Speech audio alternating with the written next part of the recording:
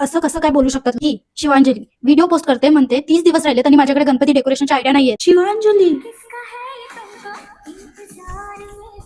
So last व्हिडिओमध्ये आपण हे डेकोरेशन बघितलं होतं. या व्हिडिओमध्ये मराठी शाळेच्या विद्यार्थ्यांनी हजेरी लावा, बाकीचे प्रेझेंट मिस बोललं तरी चालेल. स्टार्ट करतोय आपण एका एम्प्टी क्यूब पासून. हा क्यूब तुम्ही पीव्हीसी और पीयूसी पाईप पासूनही बनवू शकता किंवा मार्केटमध्ये तुम्हाला रेडीमेड असे थर्मसचे क्यूब मिळून जातील. व्हाईट वाले पेपर फॅन आपल्याला घ्यायचे. अदरवाईज जे कलरफुल मिळतात त्याला तुम्ही स्प्रे पेंट व्हाईट करू शकता. हे फॅन आपल्याला क्यूब मध्ये सगळीकडे लावून घ्यायचे आहेत वेगवेगळ्या डेप्थवर.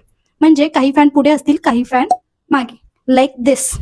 आता ही डेप्थ देण्यासाठी आयदर तुम्ही थर्मोकॉलचा वापर करू शकता किंवा डबल साइडेड टेप ही वापरू शकता. एक सांगायचं विसरले, या फॅनला लाकडी काठ्या असतात, त्या पहिला काढून घ्या आणि हा पूर्ण फॅन एक करून चिपकवून घ्या. हे वाले क्रिस्टल किंवा मोती मिळतात मार्केटमध्ये आणि असा नायलॉनचा ट्रान्सपरंट धागा मिळतो.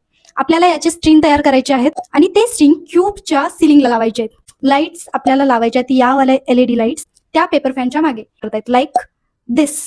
लास्ट व्हिडिओमध्ये मी एक फ्रॉक बोलले होते, हा वाला.